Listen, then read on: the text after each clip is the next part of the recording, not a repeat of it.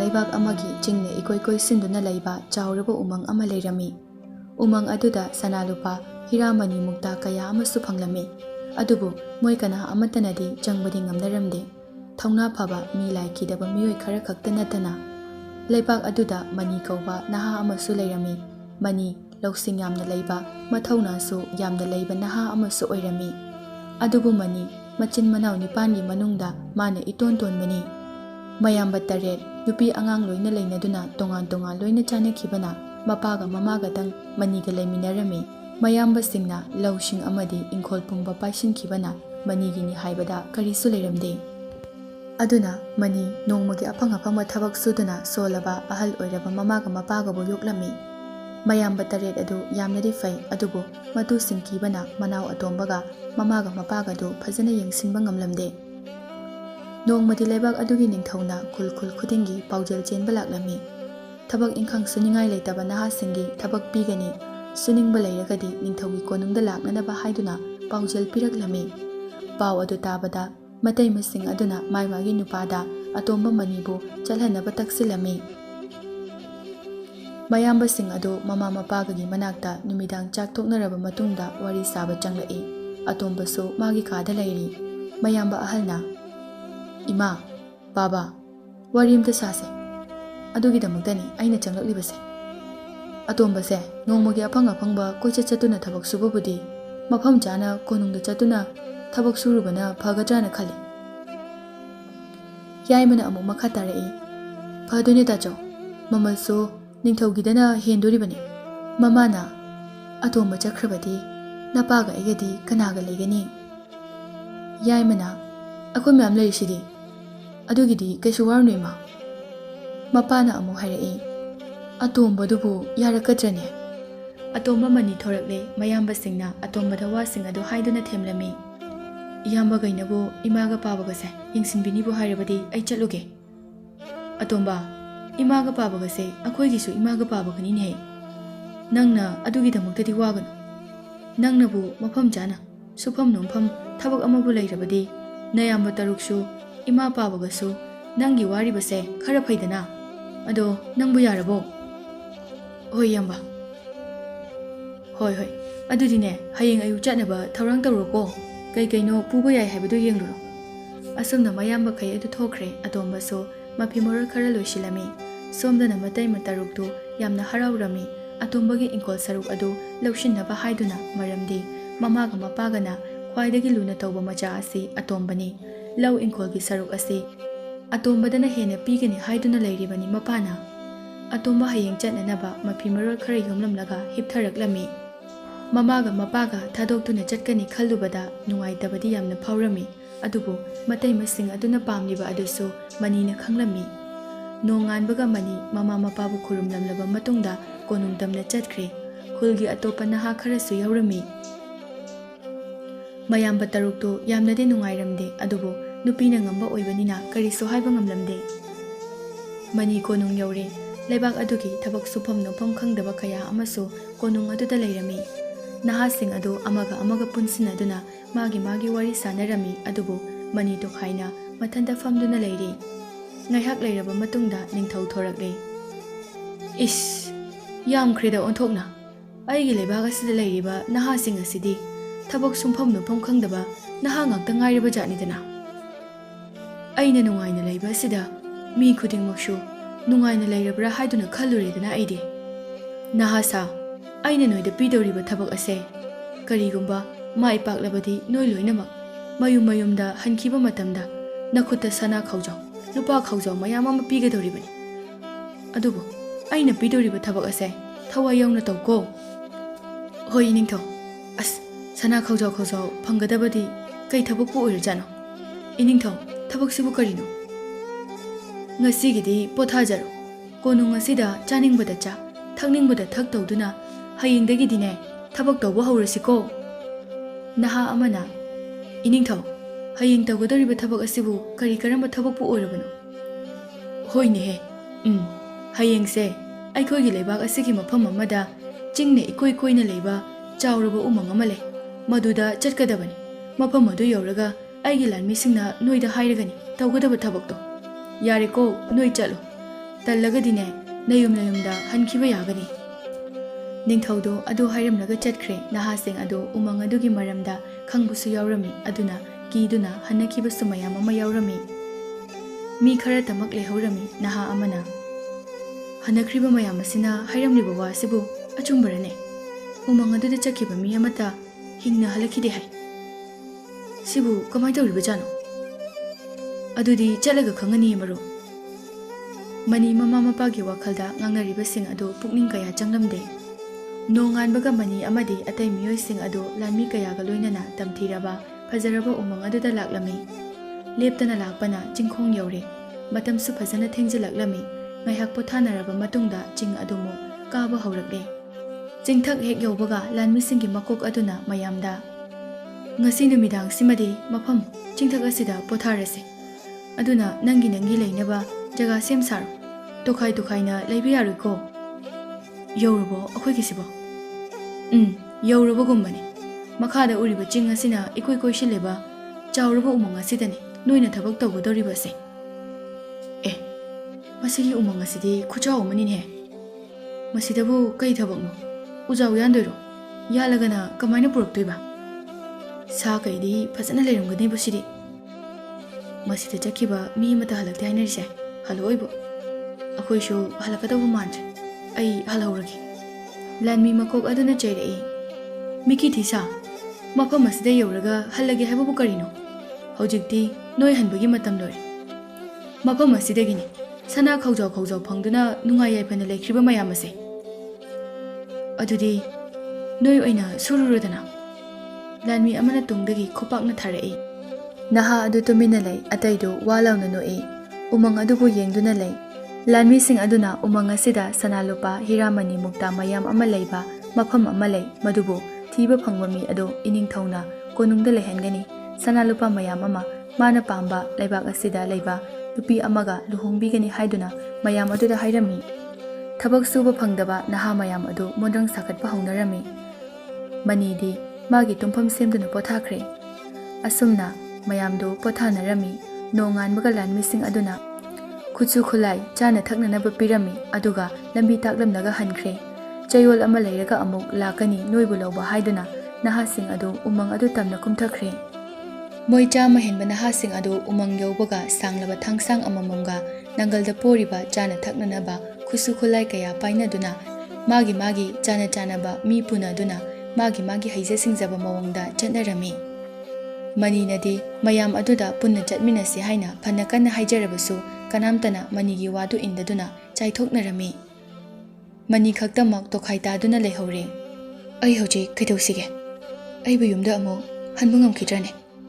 ꯃꯐꯝ ꯑꯁꯤꯗꯒꯤ ꯍꯤꯡꯗꯨꯅ ꯑꯃꯨꯛ ꯍꯟꯕ ꯍꯥꯏꯕꯁꯤꯗꯤ ꯑꯣꯏꯔꯔꯣꯏ꯫ ꯑꯗꯨꯅ ꯂꯥꯏꯅ ꯇꯝꯕ ꯑꯃ ꯂꯥꯛꯆꯔꯁꯅꯤ꯫ ꯑꯩ ꯆꯪꯁꯤꯜꯂꯒꯦ꯫ ꯏꯃꯥ, ꯕꯥꯕꯥ, ꯅꯆꯥꯕꯨ ꯋꯥꯔꯧꯒꯅꯨꯀꯣ꯫ ꯏꯌꯥꯝꯕꯁꯤꯡ, ꯏꯃꯥꯒ ꯕꯥꯕꯥꯒꯗꯣ ꯂꯨꯅ ꯇꯧꯕꯤꯌꯨꯀꯣ꯫ ꯑꯁꯨꯝꯅ ꯃꯅꯤ ꯎꯃꯪ ꯑꯗꯨꯗ ꯆꯪꯁꯤꯟꯈ꯭ꯔꯦ꯫ ꯀꯔꯤꯅꯣ ꯀꯔꯝꯅ ꯊꯤꯗꯣꯔꯤꯅꯣ ꯍꯥꯏꯕ ꯈꯪꯕ ꯅꯠꯇꯦ꯫ ꯃꯔꯥꯏꯕꯛ ꯐꯕꯅ ꯃꯅꯤ ꯃꯇꯝ ꯈꯔ ꯍꯧꯈ꯭ꯔꯕꯁꯨ ꯑꯁꯣꯏ ꯑꯉꯥꯝꯗꯤ ꯊꯦꯡꯅꯗꯅ ꯆꯠꯂꯝꯃꯤ꯫ ꯁꯨꯝ ꯆꯠꯄꯗ ꯎꯃꯪ ꯑꯗꯨꯒꯤ ꯃꯌꯥ ꯌꯧꯈ꯭ꯔꯦ꯫ ꯂꯥꯛꯃꯤꯟꯅꯕꯁꯤꯡ ꯑꯗꯨꯗꯤ ꯑꯃꯠꯇ ꯎꯅꯈꯤꯗ꯭ꯔꯦ꯫ ꯍꯤꯡꯂꯤꯕ꯭ꯔꯥ ꯍꯤꯡꯗꯕ꯭ꯔꯥ ꯐꯥꯎꯕ ꯈꯪꯗ꯭ꯔꯦ꯫ ꯃꯅꯤ ꯋꯥꯕꯅ ꯃꯌꯥꯝꯗꯒꯤ ꯆꯥꯎꯕ ꯋꯥꯡꯕ ꯎꯖꯥꯎ ꯑꯃꯗ ꯀꯥꯈꯠꯂꯛꯂꯝꯃꯤ꯫ ꯃꯇꯣꯟ ꯇꯥꯅ ꯑꯗꯨꯒ ꯑꯀꯣꯏꯕꯗꯨ ꯌꯦꯡꯂꯛꯂꯝꯃꯤ꯫ ꯑꯗꯨꯕꯨ ꯌꯥꯝꯅ ꯆꯥꯎꯕ ꯎꯃꯪ ꯑꯣꯏꯕꯅ ꯃꯅꯤ ꯂꯝꯕꯤ ꯄꯨꯝꯕ ꯂꯝꯃꯥꯡꯅꯔꯝꯃꯤ꯫ ꯑꯩꯒꯤ ꯄꯨꯟꯁꯤ ꯑꯁꯦ ꯎꯃꯪ ꯑꯁꯤꯗ ꯁꯤꯗꯨꯅ ꯁꯥ ꯉꯥꯒꯤ ꯃꯆꯤꯟꯖꯥꯛ ꯑꯣꯏꯗꯨꯅ ꯃꯥꯡꯂꯅꯤꯀꯣ꯫ ꯉꯁꯤꯗꯤ ꯏꯃꯥ ꯕꯥꯕꯥꯗꯣ ꯌꯥꯝ ꯅꯤꯡꯁꯤꯡꯂꯛꯏ꯫ ꯑꯩꯕꯨ ꯏꯃꯥ ꯕꯥꯕꯥ ꯏꯆꯤꯜ ꯏꯅꯥꯎꯁꯤꯡꯗꯣ ꯑꯃꯨꯛ ꯍꯟꯅ ꯎꯅꯕ ꯐꯪꯂꯔꯣꯏꯗ꯭ꯔꯅꯦ? ꯃꯅꯤ ꯎꯖꯥꯎ ꯑꯗꯨꯗꯒꯤ ꯈꯔ ꯀꯨꯞꯊꯔꯛꯂꯒ ꯎꯁꯥ ꯑꯃꯗ ꯎꯡꯗꯨꯅ ꯄꯣꯊꯥꯔꯝꯃꯤ꯫ ꯃꯥꯒꯤ ꯍꯦꯛ ꯅꯥꯀꯜ ꯑꯗꯨꯗ ꯎ ꯑꯍꯣꯕ ꯑꯃꯗꯒꯤ ꯀꯔꯤꯒꯨꯝꯕ ꯑꯃ ꯂꯩꯕꯒꯨꯝꯅ ꯇꯧꯕ ꯑꯗꯨ ꯃꯅꯤ ꯊꯥꯡ ꯂꯧꯊꯣꯔꯛꯇꯨꯅ ꯁꯦꯝ ꯁꯥꯔꯝꯃꯤ꯫ ꯎ ꯑꯍꯣꯕ ꯑꯗꯨꯗꯒꯤ ꯆꯥꯎꯔꯕ ꯂꯤꯟ ꯑꯃ ꯀꯥꯝꯗꯨꯅ ꯊꯣꯛꯂꯛꯄꯗꯨ ꯎꯕꯗ ꯃꯅꯤ ꯁ꯭ꯋꯥꯏ ꯂꯥꯎꯅ ꯈꯪꯕꯣꯏ ꯂꯥꯛꯄꯣꯏ ꯆꯥꯎꯔꯕ ꯂꯤꯟ ꯑꯗꯨꯒꯤ ꯃꯉꯛ ꯀꯛꯇꯨꯅ ꯍꯥꯠꯂꯝꯃꯤ, ꯑꯗꯨꯒ ꯃꯈꯥꯗ ꯊꯥꯗꯔꯝꯃꯤ꯫ ꯃꯗꯨ ꯎꯕꯗ ꯀꯥꯞꯃꯨꯛ ꯋꯥꯡꯕ ꯂꯩꯁꯥꯕꯤ ꯃꯤ ꯃꯆꯥ ꯑꯃ ꯂꯤꯟ ꯑꯗꯨꯕꯨ ꯀꯤꯗꯨꯅ ꯂꯣꯠꯂꯝꯕ ꯑꯗꯨ ꯎꯅꯥ ꯃꯔꯨꯝ ꯑꯃꯗꯒꯤ ꯄꯥꯏꯊꯣꯔꯛꯂꯤ꯫ ꯄꯤꯛꯂꯕ ꯃꯁꯥ ꯑꯅꯤ ꯑꯃꯅ ꯈꯞꯇꯨꯅ꯫ ꯃꯗꯨ ꯎꯕꯗ ꯃꯅꯤ ꯂꯤꯟ ꯑꯗꯨꯕꯨ ꯀꯤꯕ ꯑꯗꯨꯗꯒꯤ ꯃꯤ ꯃꯆꯥ ꯑꯗꯨ ꯎꯕꯗ ꯍꯦꯟꯅ ꯀꯤꯕꯅ ꯃꯅꯤ ꯈꯪꯂꯥꯎ ꯂꯥꯎꯔꯗꯨꯅ ꯎꯗꯒꯤ ꯅꯥꯟꯊꯔꯒ ꯎꯁꯥ ꯑꯃꯗ ꯌꯩꯗꯨꯅ ꯄꯜꯂꯒ ꯇꯥꯏ꯫ ꯃꯅꯤ ꯒ꯭ꯌꯥꯟ ꯃꯥꯡꯗꯨꯅ ꯎꯁꯥ ꯑꯃꯗ ꯄꯜꯂꯒ ꯂꯩꯔꯝꯃꯤ꯫ ꯃꯤ ꯃꯆꯥ ꯑꯗꯨꯅ ꯁꯤꯔꯖꯥꯠꯂꯣ? ꯑꯁ, ꯑꯩꯅꯗꯤ ꯂꯤꯟ ꯑꯗꯣ ꯍꯥꯠꯄꯒꯤ ꯍꯔꯥꯎꯕꯅ ꯃꯥꯕꯨ ꯊꯥꯒꯠ ꯋꯥꯍꯩ ꯐꯣꯡꯗꯣꯛꯀꯦ ꯇꯧꯖꯔꯒ ꯑꯗꯨꯒ ꯃꯥꯗꯤ ꯑꯩ ꯀꯤꯔ ꯃꯥꯜꯂꯤꯅꯦ꯫ ꯑꯉꯛꯄꯅꯤꯀꯣ, ꯑꯀꯤꯕ ꯂꯤꯟꯗꯤ ꯍꯥꯠꯂꯤ ꯑꯗꯨꯒ ꯌꯥꯝꯅ ꯅꯨꯡꯁꯤꯕ ꯑꯩꯕꯨꯅ ꯀꯤ꯫ ꯀꯃꯥꯏꯅ ꯇꯧꯅꯤ ꯑꯩ ꯍꯧꯖꯤꯛ? ꯃꯥꯒꯤ ꯃꯀꯣꯛꯁꯦ ꯄꯥꯏꯔꯒ ꯃꯥ ꯀꯅꯥꯅꯣ ꯀꯔꯤꯅꯣꯁꯨ ꯃꯔꯣꯜ ꯍꯪꯗꯣꯛꯂꯒꯦ ꯍꯥꯟꯅ꯫ ꯃꯤ ꯃꯆꯥ ꯑꯗꯨꯅ ꯃꯅꯤꯒꯤ ꯃꯀꯣꯛꯇ ꯅꯥꯟꯗꯨꯅ ꯃꯅꯤꯒꯤ ꯋꯥꯈꯜ ꯑꯃꯗꯤ ꯀꯅꯥꯅꯣ ꯀꯔꯤꯅꯣ ꯍꯥꯏꯅ ꯄꯥꯔꯝꯃꯤ꯫ ꯃꯥꯗꯤ ꯌꯥꯝ ꯐꯕ ꯃꯤꯅꯤꯅꯦ꯫ ꯃꯥꯁꯨ ꯋꯥꯔꯕ ꯃꯤ ꯑꯃꯅꯤ, ꯑꯩꯁꯨ ꯋꯥꯕ ꯍꯥꯏꯕꯗꯨ ꯑꯣꯏꯔꯦ꯫ ꯑꯗꯨꯅ ꯃꯥꯒꯤ ꯃꯇꯦꯡꯁꯦ ꯑꯩꯅ ꯄꯥꯡꯂꯒꯦ, ꯑꯩꯒꯤ ꯃꯇꯦꯡꯅ ꯃꯥꯅ ꯄꯥꯡꯅꯕ꯫ ꯑꯗꯨꯗꯤ ꯑꯩ ꯃꯥꯅ ꯒ꯭ꯌꯥꯟ ꯇꯥꯔꯛꯄ ꯉꯥꯏꯔꯒꯦ꯫ ꯃꯤ ꯃꯆꯥ ꯑꯗꯨ ꯃꯅꯤꯅ ꯒ꯭ꯌꯥꯟ ꯇꯥꯔꯛꯄ ꯉꯥꯏꯗꯨꯅ ꯂꯩꯔꯝꯃꯤ꯫ ꯃꯤ ꯃꯆꯥ ꯑꯗꯨꯅ ꯃꯅꯤꯕꯨ ꯃꯨꯟꯅ ꯌꯦꯡꯂꯝꯃꯤ꯫ ꯃꯇꯝ ꯐꯅ ꯊꯦꯡꯖꯤꯜꯂꯛꯂꯤ, ꯃꯅꯤ ꯒ꯭ꯌꯥꯟ ꯇꯥꯔꯛꯂꯝꯃꯤ꯫ ꯃꯅꯤꯅ ꯒ꯭ꯌꯥꯟ ꯇꯥꯔꯛꯄꯗ ꯃꯤ ꯃꯆꯥ ꯑꯗꯨ ꯎꯅꯥ ꯑꯃꯒꯤ ꯃꯔꯨꯝꯗ ꯂꯣꯠꯇꯨꯅ, ꯒ꯭ꯌꯥꯟ ꯇꯥꯔꯕꯣ ꯃꯅꯤ? ꯀꯅꯥꯅꯣ? ꯀꯥꯏꯗꯩꯅꯣ? ꯅꯨꯄꯤꯔꯣ ꯅꯨꯄꯥꯔꯣ? ꯃꯈꯣꯜꯁꯤꯕꯨ, ꯑꯁ, ꯀꯩꯅꯣ? ꯚꯨꯠ ꯑꯣꯛꯅꯔꯖꯥꯠꯂꯣ ꯑꯩꯁꯤꯕꯣ? ꯅꯠꯇ꯭ꯔꯒ ꯂꯤꯟ ꯍꯥꯠꯂꯨꯕꯒꯤ ꯗꯁꯥꯔꯥ?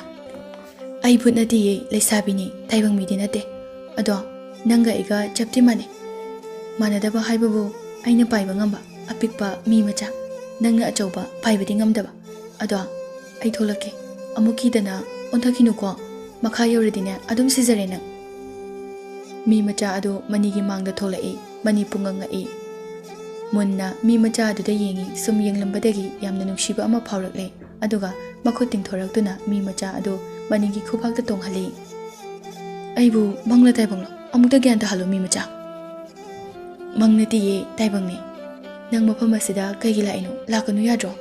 ꯅꯪ ꯍꯧꯖꯤꯛ ꯐꯥꯎꯕ ꯍꯤꯡꯗꯨꯅ ꯂꯩꯔꯤꯕꯁꯦ ꯅꯪꯒꯤ ꯅꯔꯥꯏꯕꯛ ꯐꯩ꯫ ꯃꯐꯝ ꯑꯁꯦ ꯃꯤ ꯆꯥꯕ ꯁꯥ ꯌꯥꯝꯅ ꯂꯩ, ꯑꯗꯨꯒꯅꯦ ꯑꯎ ꯑꯎꯕ ꯆꯥꯕ ꯀꯥꯡꯂꯨꯞ ꯑꯃꯁꯨ ꯂꯩ꯫ ꯃꯣꯏꯅꯒꯅꯦ ꯊꯦꯡꯅꯈ꯭ꯔꯕꯗꯤ ꯅꯪ ꯏ ꯃꯔꯤꯛ ꯑꯃ ꯐꯥꯎꯕ ꯇꯥꯗꯅ ꯆꯥꯈ꯭ꯔꯗꯕꯅꯦ꯫ ꯑꯗꯣ ꯅꯪꯅ ꯑꯁꯨꯛ ꯌꯥꯝꯅ ꯄꯤꯛꯂꯤꯁꯤꯅ ꯀꯃꯥꯏꯅꯅꯣ? ꯈꯪꯗꯦ, ꯑꯩꯒꯤ ꯏꯃꯥ, ꯏꯄꯥ, ꯄꯨꯄꯨ ꯃꯣꯏꯒꯤ ꯃꯇꯝꯗꯒꯤ ꯁꯨꯃꯥꯏꯅ ꯁꯨꯝ ꯄꯤꯛꯑꯦ ꯍꯥꯏꯌꯦ꯫ ꯀꯔꯤꯒꯤꯅꯣ ꯅꯪꯅ ꯀꯞꯂꯤꯗꯨꯅ? ꯅꯪꯒꯤ ꯏꯃꯥ ꯄꯥꯕ, ꯅꯪꯒꯤ ꯁꯥꯒꯩꯁꯤꯡꯗꯤ ꯀꯥꯏꯗ ꯂꯩꯒꯦ? ꯃꯤ ꯃꯆꯥ ꯑꯗꯨꯅ ꯃꯥꯒꯤ ꯁꯥꯒꯩ ꯅꯥꯇꯩ ꯏꯃꯥ ꯄꯥꯕ ꯑꯃꯠꯇ ꯂꯩꯇ꯭ꯔꯦ, ꯃꯥ ꯈꯛꯇꯅꯤ ꯍꯧꯖꯤꯛ ꯎꯃꯪ ꯑꯁꯤꯗ ꯍꯤꯡꯂꯤꯕꯁꯦ ꯍꯥꯏꯔꯛꯏ ꯀꯞꯇꯨꯅ꯫ ꯑꯇꯩꯗꯤ ꯂꯤꯟꯅ ꯈꯔ ꯆꯥ, ꯎꯆꯦꯛ ꯑꯆꯧꯕꯅ ꯈꯔ ꯆꯥ ꯇꯧꯗꯨꯅ ꯑꯃꯠꯇ ꯍꯤꯡꯗ꯭ꯔꯦ ꯍꯥꯏꯗꯨꯅ ꯉꯁꯤꯁꯨ ꯃꯅꯤ ꯂꯥꯛꯂꯝꯗ꯭ꯔꯕꯗꯤ ꯁꯤꯔꯝꯂꯅꯤ ꯍꯥꯏꯗꯨꯅ ꯍꯥꯏꯔꯝꯃꯤ꯫ ꯃꯥꯒꯤ ꯋꯥꯔꯤ ꯑꯗꯨ ꯇꯥꯔꯕ ꯃꯇꯨꯡꯗ ꯃꯅꯤꯁꯨ ꯀꯞꯄꯤ꯫ ꯀꯩꯒꯤꯅꯣ ꯅꯪꯅ ꯑꯃꯨꯛ ꯀꯞꯂꯤꯗꯨꯅ? ꯑꯩꯅ ꯀꯞꯀꯗꯕ ꯅꯠꯇ꯭ꯔꯣ? ꯑꯩꯒꯤꯁꯨ ꯅꯨꯡꯁꯤꯔꯕ ꯏꯃꯥ ꯄꯥꯕ, ꯏꯆꯤꯜ ꯏꯅꯥꯎ ꯃꯌꯥꯝ ꯊꯅꯝꯂꯒ ꯃꯐꯝ ꯑꯁꯤꯗ ꯂꯥꯛꯂꯤꯕꯅꯤ꯫ ꯑꯗꯣ ꯅꯪꯒꯤꯗꯤ ꯁꯤꯗ꯭ꯔꯤꯗꯅ ꯑꯝꯇ? ꯁꯤꯗ꯭ꯔꯤ, ꯑꯗꯨꯕꯨ ꯑꯩ ꯃꯐꯝ ꯑꯁꯤꯗꯒꯤ ꯍꯤꯡꯅ ꯌꯨꯝꯗ ꯍꯟꯒꯅꯤ ꯍꯥꯏꯕꯗꯤ ꯑꯩ ꯊꯥꯖꯗ꯭ꯔꯤ, ꯑꯗꯨꯒꯤ ꯀꯞꯂꯤꯕꯅꯤ ꯃꯣꯏꯕꯨ ꯅꯤꯡꯁꯤꯡꯗꯨꯅ꯫ ꯑꯩ ꯂꯩꯔꯤꯁꯤꯗꯤ꯫ ꯑꯗꯣ ꯅꯣꯏꯅ ꯊꯤꯔꯤꯕ ꯃꯐꯝ ꯑꯗꯨꯗꯤꯅꯦ ꯌꯥꯝꯅ ꯈꯨꯗꯣꯡꯊꯤꯕ ꯃꯐꯝꯅꯤ꯫ ꯃꯗꯨꯗ ꯆꯪꯕ ꯍꯥꯏꯕꯁꯦ ꯅꯪ ꯁꯤꯔꯒꯦ ꯍꯥꯏꯗꯨꯅ ꯆꯪꯕꯒ ꯆꯞ ꯃꯥꯟꯅꯩ꯫ ꯑꯗꯣ ꯅꯪ ꯃꯐꯝꯗꯣ ꯈꯪꯕ꯭ꯔꯣ? ꯈꯪꯉꯤꯅ, ꯑꯗꯣ ꯑꯩꯗꯤ ꯀꯤ꯫ ꯃꯐꯝ ꯑꯗꯨꯗ ꯑꯩ ꯄꯨꯕꯤꯌꯨ꯫ ꯑꯗꯣ ꯅꯪ ꯑꯩꯒꯤ ꯃꯅꯥꯛꯇ ꯑꯗꯨꯝ ꯂꯩꯒꯦꯔꯥ? ꯑꯩ ꯊꯥꯗꯣꯛꯇꯨꯅ ꯆꯠꯂꯣꯏꯒꯦꯔꯥ ꯍꯥꯟꯅ ꯍꯥꯏꯌꯨ꯫ ꯃꯤ ꯃꯆꯥ ꯑꯗꯨꯒꯤ ꯃꯇꯧ ꯑꯗꯨ ꯌꯥꯝꯅ ꯅꯨꯡꯁꯤꯔꯝꯃꯤ꯫ ꯃꯅꯤꯅ ꯃꯥꯕꯨ ꯊꯥꯗꯣꯛꯇꯨꯅ ꯆꯠꯂꯣꯏ ꯍꯥꯏꯅ ꯋꯥꯁꯛꯂꯝꯃꯤ꯫ ꯃꯤ ꯃꯆꯥ ꯑꯗꯨꯁꯨ ꯌꯥꯝꯅ ꯍꯔꯥꯎꯖꯔꯝꯃꯤ꯫ ꯉꯁꯤꯒꯤꯗꯤ ꯎꯖꯥꯎ ꯑꯁꯤꯗ ꯄꯣꯊꯥꯔꯁꯦ, ꯍꯌꯦꯡ ꯉꯟꯅ ꯆꯠꯂꯁꯦ꯫ ꯑꯁꯤ ꯍꯥꯏꯗꯨꯅ ꯎꯖꯥꯎ ꯑꯗꯨꯗ ꯄꯣꯊꯥꯔꯝꯃꯤ꯫ ꯑꯋꯥ ꯅꯨꯡꯉꯥꯏ ꯃꯥꯒꯤ ꯃꯥꯒꯤ ꯋꯥꯔꯤ ꯂꯤꯅꯗꯨꯅ꯫ ꯑꯗꯨꯒ ꯃꯤ ꯃꯆꯥ ꯑꯗꯨ ꯃꯅꯤꯒꯤ ꯂꯦꯡꯖꯨꯝꯗ ꯉꯥꯊꯗꯨꯅ ꯇꯨꯝꯂꯝꯃꯤ꯫ ꯑꯁꯨꯝꯅ ꯑꯍꯤꯡ ꯑꯗꯨ ꯂꯣꯏꯈꯤꯗꯨꯅ ꯅꯣꯡ ꯉꯥꯜꯂꯦ꯫ ꯃꯕꯥꯅꯤꯃꯛ ꯍꯧꯒꯠꯂꯛꯂꯝꯃꯤ꯫ ꯆꯠꯂꯁꯤꯔꯥ ꯃꯐꯝ ꯑꯗꯨꯗ? ꯆꯠꯂꯁꯦ꯫ ꯑꯗꯣ ꯆꯥꯛ ꯂꯥꯝꯗ꯭ꯔꯣ? ꯑꯩ ꯎꯍꯩ ꯈꯔ ꯆꯥꯔꯨꯒꯦ, ꯅꯪꯒꯤꯗꯤ ꯄꯨꯔꯛꯄ ꯉꯝꯃꯣꯏ꯫ ꯅꯪ ꯄꯥꯜꯂꯤꯕꯁꯤꯡ ꯑꯁꯦ ꯁꯤꯗꯒꯤ ꯑꯃ ꯈꯜꯂꯒ ꯍꯦꯛꯑꯒ ꯆꯥꯎꯀꯣ꯫ ꯑꯗꯣ ꯑꯁꯤꯗ ꯄꯥꯜꯂꯤꯕ ꯎꯍꯩꯁꯤꯡꯁꯦ ꯆꯥꯕ ꯌꯥꯕ꯭ꯔꯣ? ꯌꯥꯏꯅ, ꯑꯗꯨꯅꯕꯨ ꯑꯩꯅ ꯁꯤꯗ ꯏꯌꯨꯝ ꯑꯣꯏꯔꯤꯅꯤ꯫ ꯆꯥꯔꯣ, ꯅꯪꯒꯤꯁꯨ ꯋꯥꯗꯅꯕ꯫ ꯑꯁꯨꯝꯅ ꯃꯅꯤ ꯎꯍꯩ ꯍꯦꯛꯇꯨꯅ ꯆꯥꯏ꯫ ꯃꯤ ꯃꯆꯥ ꯑꯗꯨ ꯎꯆꯦꯛꯀꯨꯝꯅ ꯎꯍꯩ ꯑꯗꯨꯗ ꯇꯣꯡꯗꯨꯅ ꯃꯆꯤꯟ ꯃꯆꯥꯗꯨꯅ ꯍꯜꯂꯒ ꯃꯆꯦꯠ ꯃꯆꯦꯠ ꯐꯛꯂꯒ ꯆꯥꯏ꯫ ꯃꯇꯧꯗꯨ ꯎꯕꯗ ꯃꯅꯤ ꯌꯥꯝꯅ ꯅꯨꯡꯁꯤꯖꯔꯝꯃꯤ, ꯑꯗꯨꯒ ꯅꯣꯛꯁꯨ ꯅꯣꯛꯂꯝꯃꯤ꯫ ꯀꯩꯒꯤ ꯅꯣꯛꯏꯅꯣ? ꯏꯀꯥꯏꯌꯦ, ꯅꯣꯛꯀꯅꯨ꯫ ꯑꯩꯈꯣꯏꯗꯤꯅꯦ ꯄꯤꯛꯄꯅꯤꯅ ꯅꯣꯏꯗꯧꯅ ꯆꯥꯕ ꯉꯝꯗꯦ꯫ ꯅꯣꯛꯀꯅꯨꯀꯣ, ꯏꯀꯥꯏꯀꯣ꯫ ꯍꯣꯏ, ꯅꯣꯛꯑꯔꯣꯏ, ꯆꯥꯔꯣ꯫ ꯑꯗꯨꯅꯦꯕ, ꯍꯥꯎꯕ꯭ꯔꯥ? ꯌꯥꯝ ꯍꯥꯎꯋꯦ, ꯑꯩꯗꯤ ꯃꯌꯥꯝ ꯆꯥꯈ꯭ꯔꯦ꯫ ꯍꯥꯎꯕꯅꯤ ꯌꯥꯝꯅ ꯑꯩꯗꯤ ꯑꯣꯏ ꯃꯅꯤꯅ ꯍꯩꯁꯤꯡ ꯑꯗꯨ ꯈꯔ ꯍꯦꯛꯇꯨꯅ ꯃꯥꯒꯤ ꯈꯥꯎꯗ ꯍꯥꯞꯆꯤꯜꯂꯤ ꯑꯗꯨꯒ ꯀꯨꯝꯊꯔꯛꯂꯦ ꯃꯤ ꯃꯆꯥ ꯑꯗꯨ ꯃꯅꯤꯒꯤ ꯂꯦꯡꯖꯨꯝꯗ ꯇꯣꯡꯂꯒ ꯂꯝꯕꯤ ꯇꯥꯛꯏ ꯁꯥ ꯀꯩ ꯂꯩꯕ ꯈꯨꯗꯣꯡꯊꯤꯒꯅꯤ ꯈꯪꯂꯕꯗꯤ ꯃꯤ ꯃꯆꯥ ꯑꯗꯨꯅ ꯍꯥꯟꯅ ꯈꯪꯕ ꯉꯝꯕꯅ ꯃꯅꯤꯗ ꯍꯥꯏ ꯑꯗꯨꯅ ꯃꯅꯤꯒ ꯃꯤ ꯃꯆꯥꯒꯗꯨ ꯈꯨꯗꯣꯡꯊꯤꯔꯝꯗꯦ ꯈꯨꯗꯣꯡꯊꯤꯕ ꯊꯦꯡꯅꯔꯕꯁꯨ ꯃꯅꯤꯒꯤ ꯊꯥꯡꯁꯥꯡ ꯀꯤꯗꯕ ꯃꯔꯤꯡꯖꯦꯜ ꯈꯥꯕ ꯃꯇꯧꯅ ꯈꯨꯗꯣꯡꯊꯤꯕꯁꯤꯡꯗꯒꯤ ꯅꯥꯟꯊꯣꯛꯇꯨꯅ ꯁꯅꯥ ꯂꯨꯄꯥ ꯃꯅꯤ ꯃꯨꯛꯇꯥꯒꯤ ꯃꯐꯝ ꯑꯗꯨ ꯌꯧꯁꯤꯜꯂꯛꯂꯦ ꯋꯥꯔꯕ ꯃꯅꯤ ꯈꯔꯗꯤ ꯋꯥꯏ ꯀꯌꯥꯝ ꯋꯥꯠꯂꯤꯒꯦ ꯌꯧꯗꯣꯔꯦ ꯈꯨꯗꯣꯡꯊꯤꯕꯁꯨ ꯌꯧꯗꯣꯔꯦ ꯑꯩ ꯌꯥꯝ ꯀꯤꯀꯣ ꯃꯅꯤ ꯅꯪ ꯑꯩ ꯍꯨꯟꯗꯣꯛꯂꯝꯂꯒ ꯆꯠꯈꯤꯅꯨꯀꯣ ꯆꯠꯂꯣꯏꯌꯦ ꯅꯪ ꯑꯩꯉꯣꯟꯗ ꯍꯥꯟꯅ ꯇꯥꯛꯂꯣꯀꯣ ꯈꯨꯗꯣꯡꯊꯤꯒꯗꯕꯗꯣ ꯍꯣꯏ ꯑꯩ ꯇꯥꯛꯂꯛꯀꯦ ꯄꯥꯠ ꯃꯆꯥ ꯑꯃ ꯊꯦꯡꯅꯔꯝꯃꯤ ꯄꯥꯠ ꯑꯗꯨꯒꯤ ꯃꯇꯥꯏꯗ ꯑꯁꯤꯕ ꯁꯥ ꯀꯩ ꯃꯤꯁꯤꯡ ꯁꯔꯨ ꯁꯔꯥꯡ ꯃꯌꯥꯝ ꯑꯃꯁꯨ ꯇꯥꯔꯝꯃꯤ ꯑꯗꯨꯒ ꯃꯅꯤꯒ ꯂꯥꯛꯃꯤꯟꯅꯕ ꯃꯤꯁꯤꯡ ꯑꯗꯨ ꯎ ꯑꯃꯃꯝꯗ ꯌꯥꯜꯂꯒ ꯐꯠꯇ꯭ꯔꯕ ꯍꯛꯆꯥꯡ ꯑꯣꯏꯅ ꯊꯦꯡꯅꯔꯝꯃꯤ ꯃꯅꯤ ꯌꯥꯝꯅ ꯅꯨꯡꯉꯥꯏꯔꯝꯗꯦ ꯃꯇꯧ ꯑꯗꯨ ꯎꯕꯗ ꯃꯤ ꯃꯆꯥ ꯑꯗꯨꯅ ꯃꯅꯤꯗꯨ ꯃꯤꯠ ꯅꯥ ꯁꯤꯡꯅꯅꯕ ꯍꯩꯁꯤꯡꯅ ꯆꯠꯅꯕ ꯍꯥꯏꯔꯝꯃꯤ ꯄꯥꯠ ꯃꯆꯥ ꯑꯗꯨ ꯃꯅꯤꯅ ꯎꯖꯥꯎ ꯑꯀꯪꯕ ꯑꯃꯒꯤ ꯃꯇꯦꯡꯅ ꯍꯤ ꯁꯥꯗꯨꯅ ꯂꯥꯜꯂꯝꯃꯤ ꯄꯥꯠ ꯑꯗꯨꯗ ꯇꯝꯊꯤꯔꯕ ꯂꯤꯟ ꯑꯆꯧꯕ ꯀꯌా ꯑꯃꯁꯨ ꯊꯦꯡꯅꯔꯝꯃꯤ ꯑꯗꯨꯕꯨ ꯃꯅꯤ ꯃꯔꯥꯏꯕꯛ ꯐꯕꯗꯒꯤ ꯃꯤ ꯃꯆꯥꯒꯤ ꯃꯇꯦꯡꯅ ꯂꯥꯟꯊꯣꯔꯛꯂꯝꯃꯤ ꯄꯥꯠ ꯑꯗꯨ ꯂꯥꯟꯊꯣꯛꯂꯒ ꯅꯨꯡꯒꯤ ꯆꯤꯡꯗꯨꯝ ꯃꯆꯥ ꯑꯃ ꯊꯦꯡꯅꯔꯝꯃꯤ ꯅꯨꯡꯒꯤ ꯆꯤꯡꯗꯨꯝ ꯑꯗꯨꯒꯤ ꯑꯀꯣꯏꯕꯗ ꯃꯤ ꯆꯥꯕ ꯃꯤꯑꯣꯏ ꯈꯔ ꯌꯨꯝ ꯈꯔ ꯂꯩꯔꯝꯃꯤ ꯃꯅꯤ ꯃꯣꯏ ꯑꯁꯦ ꯌꯥꯝ ꯇꯝꯊꯤꯕꯅꯤ ꯃꯣꯏꯅ ꯈꯪꯈ꯭ꯔꯕꯗꯤ 이반이디네 마चे 셀라가 자크라니 아얌기 예마니 낭디 바이붕하메 아두나 모이나 가마이나 파붕함도이노 모이디 마친다기네 아툼바 폿 아마나 까빠게 헥타 파바니 아이기 모이나가 아이기 학장하세 셀라가 자크라바디 가마이도니 낭부 가나나 셀라가 자도이노 낭디 풍요 요기도이니 아묵다다 하 아묵다 풍요 요도이바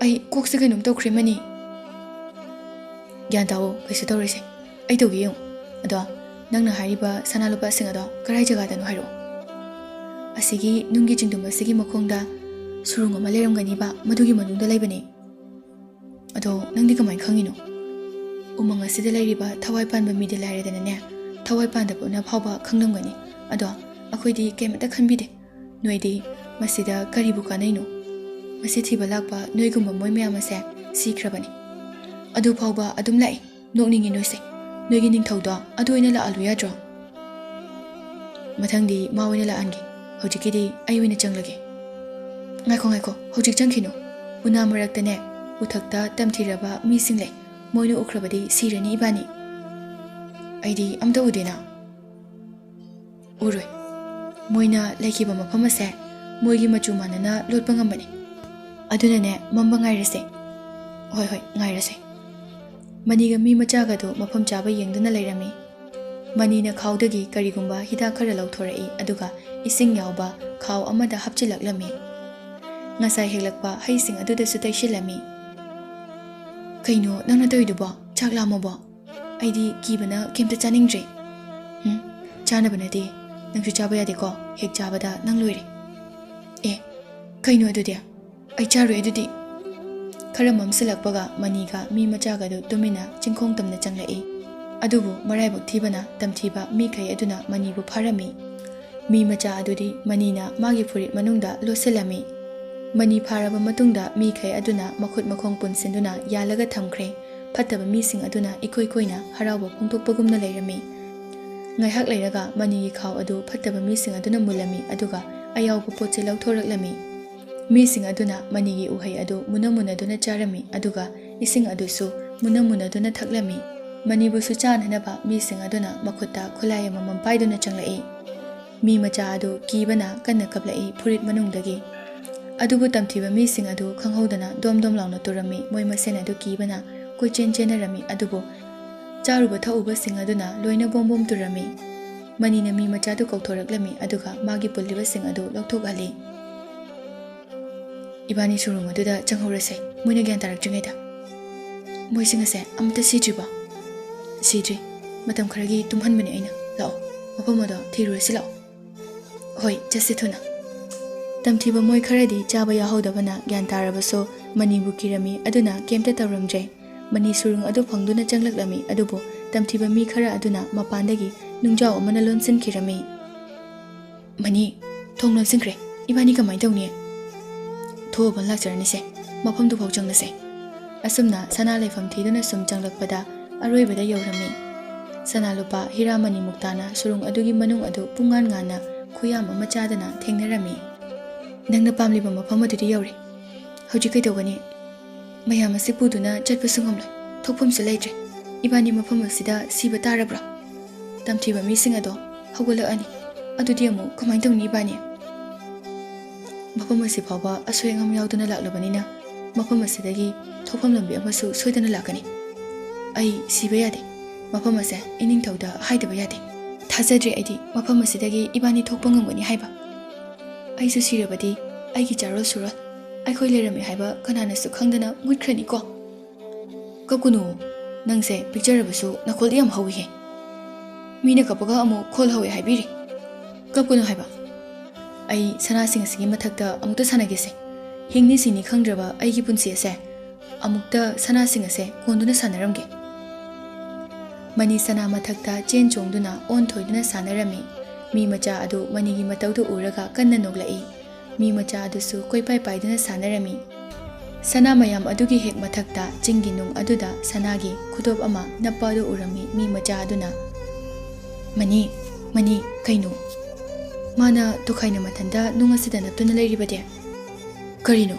ꯑꯣ, ꯌꯥꯝ ꯐꯖꯩ, ꯈꯨꯗꯣꯞꯅꯤꯅꯦ꯫ ꯂꯧꯊꯣꯔꯛꯑꯣ, ꯑꯩꯅ ꯂꯥꯝꯕ ꯐꯪꯗ꯭ꯔꯦ ꯁꯅꯥꯒꯤ ꯈꯨꯗꯣꯞꯇꯣ ꯈꯨꯠꯁꯤꯗ ꯁꯤꯔꯕꯗꯤ ꯑꯩ ꯁꯤꯔꯕꯁꯨ ꯁꯅꯥꯒꯤ ꯈꯨꯗꯣꯞꯁꯤꯃꯗꯤ ꯁꯤꯕ ꯐꯪꯖꯔꯦꯅ ꯈꯜꯂꯒꯦ꯫ ꯃꯤ ꯃꯆꯥ ꯑꯗꯨꯅ ꯅꯨꯡ ꯑꯗꯨꯗꯒꯤ ꯁꯅꯥꯒꯤ ꯈꯨꯗꯣꯞ ꯑꯗꯨ ꯌꯥꯝꯅ ꯋꯥꯅ ꯆꯤꯡꯊꯣꯔꯛꯂꯝꯃꯤ꯫ ꯃꯤ ꯃꯆꯥ ꯑꯗꯨ ꯁꯣꯔ ꯊꯕꯦꯠ ꯊꯕꯦꯠꯀ ꯍꯣꯜꯂꯤ꯫ ꯃꯅꯤꯅ ꯈꯨꯗꯣꯞ ꯑꯗꯨ ꯃꯥꯒꯤ ꯃꯈꯨꯠꯇ ꯁꯤꯖꯤꯜꯂꯝꯃꯤ꯫ ꯌꯥꯝꯅꯁꯨ ꯐꯖꯩ, ꯃꯇꯤꯛ ꯃꯒꯨꯟ ꯂꯩ꯫ ꯋꯥꯕꯅꯁꯨ ꯃꯕꯥꯅꯤ ꯁꯅꯥ ꯃꯔꯛꯇꯨꯗ ꯇꯨꯝꯊꯈ꯭ꯔꯦ꯫ ꯅꯣꯡꯉꯥꯜꯂꯛꯄꯗ ꯇꯝꯊꯤꯕ ꯃꯤꯑꯣꯏꯁꯤꯡ ꯑꯗꯨ ꯒ꯭ꯌꯥꯟ ꯇꯥꯔꯛꯇꯨꯅ ꯃꯈꯨꯠꯇ ꯑꯇꯨꯝꯕ ꯈꯨꯠꯂꯥꯏ ꯄꯥꯏꯗꯨꯅ ꯃꯅꯤꯕꯨ ꯏꯀꯨꯏ ꯀꯨꯏꯅ ꯂꯩꯔꯝꯃꯤ꯫ ꯃꯅꯤꯒ ꯃꯤ ꯃꯆꯥꯒ ꯑꯗꯨ ꯈꯪꯄ꯭ꯔꯦꯛ ꯈꯪꯏ꯫ ꯇꯝꯊꯤꯕ ꯃꯤꯁꯤꯡ ꯑꯗꯨꯅ ꯃꯅꯤꯕꯨ ꯑꯇꯨꯝꯕ ꯈꯨꯠꯂꯥꯏ ꯑꯗꯨꯅ ꯊꯤꯜꯂꯝꯃꯤ꯫ ꯃꯅꯤ ꯏꯅ ꯄꯨꯡꯉꯥꯡ ꯉꯥꯡꯈ꯭ꯔꯦ꯫ ꯁꯅꯥ ꯃꯊꯛ ꯑꯗꯨꯗ ꯃꯤ ꯃꯆꯥ ꯑꯗꯨ ꯀꯤꯕꯅ ꯃꯅꯤꯕꯨ ꯀꯧꯗꯨꯅ ꯀꯞꯄꯤ꯫ ꯃꯤ ꯃꯆꯥ ꯑꯗꯨꯁꯨ ꯐꯥꯅꯕ ꯍꯣꯠꯅꯔꯝꯃꯤ, ꯑꯗꯨꯕꯨ ꯃꯅꯤꯅ ꯃꯤ ꯃꯆꯥ ꯑꯗꯨꯕꯨ ꯐꯥꯔꯒ ꯃꯣꯏꯁꯤꯡ ꯑꯗꯨꯗꯒꯤ ꯀꯟꯅꯅꯕ ꯍꯣꯠꯅꯔꯝꯃꯤ꯫ ꯃꯅꯤ ꯃꯐꯝ ꯀꯌꯥꯗ ꯁꯣꯛꯂꯝꯃꯤ꯫ ꯃꯤꯁꯤꯡ ꯑꯗꯨꯅ ꯍꯥꯠꯅꯕ ꯍꯣꯠꯅꯕꯗ ꯃꯅꯤ ꯌꯥꯝꯅ ꯀꯟꯅ ꯃꯃꯥꯒ ꯃꯄꯥꯕꯨ ꯅꯤꯡꯁꯤꯡꯗꯨꯅ ꯀꯞꯂꯝꯃꯤ꯫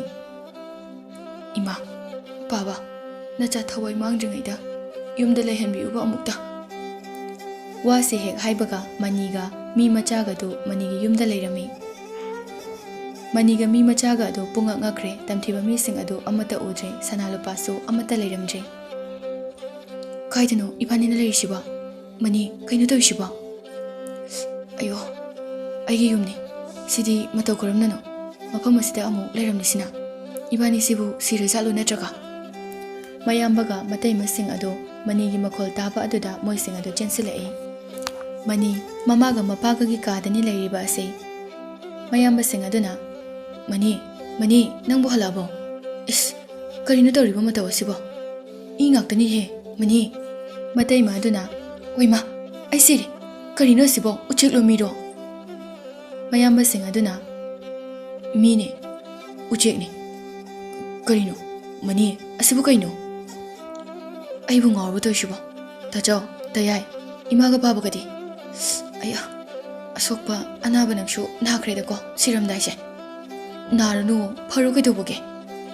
ꯋꯥꯁꯦ ꯍꯦꯛ ꯍꯥꯏꯕꯒ ꯑꯅꯥꯕꯁꯤꯡ ꯑꯗꯨ ꯂꯣꯏꯅ ꯐꯈꯤꯔꯝꯃꯤ꯫ ꯑꯦ, ꯂꯣꯏ ꯐꯈ꯭ꯔꯦ꯫ ꯃꯤ ꯃꯆꯥ, ꯁꯤꯕꯨ ꯀꯃꯥꯏꯅ ꯇꯧꯔꯤꯅꯣ? ꯇꯨ, ꯂꯣꯏ ꯐꯈ꯭ꯔꯦ꯫ ꯐꯈ꯭ꯔꯦ? ꯅꯪꯗꯤ ꯀꯃꯥꯏꯅꯅꯣ? ꯅꯪꯅ ꯍꯦꯛ ꯍꯥꯏꯕꯒ ꯑꯗꯨꯝ ꯐꯔꯤꯁꯦ? ꯃꯣꯏꯁꯤꯡ ꯑꯗꯨ ꯄꯨꯡꯉꯛ ꯉꯛꯈ꯭ꯔꯦ꯫ ꯀꯔꯤꯅꯣ ꯇꯧꯔꯤꯕꯁꯤꯕꯣ? ꯋꯥꯁꯨ ꯉꯥꯡꯉꯦ ꯃꯁꯤꯒꯤ ꯎꯆꯦꯛ ꯃꯥꯟꯕ ꯃꯤꯁꯦ꯫ ꯃꯅꯤ, ꯑꯩꯈꯣꯏꯕꯨ ꯒ꯭ꯌꯥꯟ ꯑꯃꯨꯛꯇ ꯇꯥꯍꯜꯂꯨꯅꯦ꯫ ꯃꯅꯤꯅ ꯍꯧꯕꯗꯒꯤ ꯂꯣꯏꯕ ꯐꯥꯎꯕ ꯋꯥꯔꯤ ꯄꯨꯝꯕ ꯂꯣꯏꯅ ꯂꯤꯔꯝꯃꯤ꯫ ꯑꯗꯨ ꯇꯥꯆꯧ, ꯇꯌꯥꯏ, ꯑꯩ ꯃꯐꯝ ꯑꯁꯤꯗ ꯀꯃꯥꯏꯅ ꯌꯧꯔꯛꯏꯅꯣ? ꯑꯅꯥꯕ ꯑꯁꯣꯛꯄ ꯑꯁꯤꯅ ꯀꯃꯥꯏꯅ ꯐꯈ꯭ꯔꯤꯅꯣ? ꯑꯩ ꯒ꯭ꯌꯥꯟ ꯇꯥꯗꯦ꯫ ꯑꯗꯣ ꯏꯃꯥꯒ ꯕꯥꯕꯥꯒꯗꯤ? ꯃꯇꯩꯃꯁꯤꯡ ꯑꯗꯨꯅ, ꯑꯗꯣ ꯃꯅꯤ, ꯁꯅꯥ ꯂꯨꯄꯥꯁꯤꯡ ꯑꯗꯨꯗꯤ ꯅꯪ ꯑꯃꯠꯇ ꯄꯨꯔꯛꯇ꯭ꯔꯕꯣ ꯍꯥꯏꯕ? ꯁꯅꯥꯒꯤ ꯈꯨꯗꯣꯞ ꯑꯃꯗꯤ ꯌꯧꯔꯛꯏ ꯏꯇꯩꯃ꯫ ꯏꯃꯥꯒ ꯕꯥꯕꯥꯒꯗꯣ ꯑꯃꯨꯛꯇ ꯀꯧ, ꯑꯩ ꯍꯜꯂꯛꯑꯦ ꯍꯥꯏꯕꯤꯌꯨ ꯏꯇꯩꯃ꯫ ꯃꯌꯥꯝꯕꯁꯤꯡ ꯑꯗꯨ ꯇꯨꯃꯤꯟ ꯇꯨꯃꯤꯟ ꯂꯩꯈ꯭ꯔꯦ꯫ ꯃꯇꯩꯃꯁꯤꯡ ꯑꯗꯨꯗꯤ ꯁꯅꯥꯒꯤ ꯈꯨꯗꯣꯞ ꯑꯗꯨ ꯃꯨꯟꯅꯅꯕꯒꯤꯗꯃꯛ ꯁꯦꯝ ꯁꯥꯈ꯭ꯔꯦ꯫ ꯃꯤ ꯃꯆꯥ ꯑꯗꯨꯅ ꯃꯇꯩꯃꯁꯤꯡ ꯑꯗꯨ ꯈꯨꯗꯣꯞ ꯊꯤꯕꯅꯤ ꯍꯥꯏꯅ ꯈꯪꯂꯝꯃꯤ, ꯑꯗꯨꯅ ꯄꯤꯍꯜꯂꯝꯗꯦ ꯈꯨꯗꯣꯞ ꯑꯗꯨ꯫ ꯃꯤ ꯃꯆꯥ ꯑꯗꯨꯅ, ꯃꯅꯤ, ꯈꯨꯗꯣꯞꯇꯣ ꯂꯧꯊꯣꯛꯀꯅꯨ, ꯃꯣꯏꯗ ꯄꯤꯒꯅꯨ, ꯑꯗꯨꯒ ꯅꯪꯒꯤ ꯏꯃꯥꯒ ꯕꯥꯕꯥꯒꯗꯣ ꯃꯐꯝ ꯑꯁꯤꯗ ꯂꯩꯇꯦ꯫ ꯀꯔꯤ ꯍꯥꯏꯕ ꯃꯤ ꯃꯆꯥ? ꯑꯁꯦꯡꯕꯅꯤ, ꯑꯩꯅ ꯍꯥꯏꯔꯤꯕꯁꯦ money. Matai masing aduna, he, mi macha, nang na amok hay pasaray ito kay gino ha? Nang lauraga morok mithawiro ha? Nang hangama tunda kolaga chathura ha? Aigi imaga ipagadi kaida lagi hayo. Adu haiba mida kudobase aina pigani. Matai masing aduna, ai haige, yaroy, aina haini. Nangdi kaigi haidoiba, aina ahalni, aina haipam thu'i. Moy masel adu masam phoina deda khai. Mayamba ahal aduna mamaga mapaga adu nangna yum hek thadokhiba numit kharani leiraga masa ngamlaktabadagi kanna narami adubo aikhoina phana kana layeng labasu imaga pabaga adu kanba ngamkhidre mani nang nayamba bu waroganu ko haiduna hairami matai ma amana itai ahalna hana haiduna itaina khudobase lawba yaroi itai ahalna imaga pabaga do otpadagi yamna otpa helmenbadagi sikhibani aduna nupa khudobase mulo hoi nupi mani khudobdo engona biro matai ba amana amo he nupa nang kai dorige mina mun ki dorin he nang hana mulu haiba mani dagi amana amo yaroi nang lobudi mani pigano moina imaga pabaga do chaka mata pizada bane kari chintibi nang di pizza bro mapanda tumhan bana tro piro engonda piro moi masen adu samphoina rai mi macha aduna sidana hena kirami moi mi sing asi sumaina tawba oire haiduna mayamba sing adu so phuna rai ahalga yaimaga tumina luktharaga lei mani mamaga mapaga do kauduna kapi magi mataw aduda mi macha adu yamna nungai jaramde mani ibani mafam asida laikisi haibro ai chalo haibra mafam asida ai mafam leitre hojikti ibani umang aduda halase tajaw tayai noi nungai na lehorko itai masing ai chalage amo matai masing aduna chalabasu khudobdo piramo moi sing ado mani tamna chongsilai mani na iyamba sing gyan tarone hojikti itai masing se amukta phuthau iyamba noibo ai chale hanagi mafam aduda mani do mi macha aduga mangkhre mayamba sing matai masing do pungangak na yengduna lehawi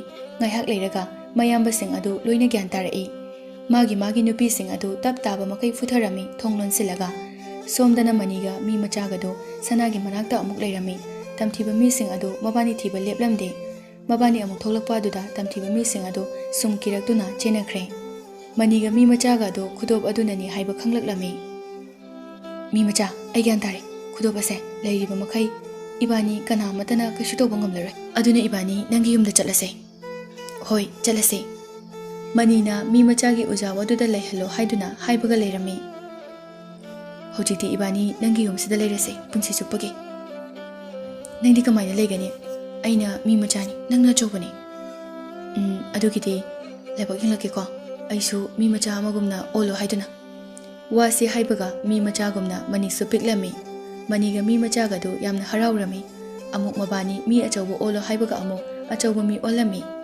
hojikti ibani leminaba yaradra yarani ado nang ai huntoklamlaga chakhigadra chalui aigidi nangna loire hojikti asumna maniga mi macha ga do ujaw aduda laikirami manina ujaw aduda phajaraba yum sakai yeknaba amatana changba ngamloidaba chawruba yum ama sarami somdasu mayamba matai masing adu gyan taraktuna mama mapa amadi mani bu kauduna kapanatana upai lekhidre mani amadi mi macha do chahi kaya haukhre mabani gi nungsiraba macha manga amasu yawrami aduna macha sing aduga umang aduda koipai paina yamna harauna nungaina lemina khirami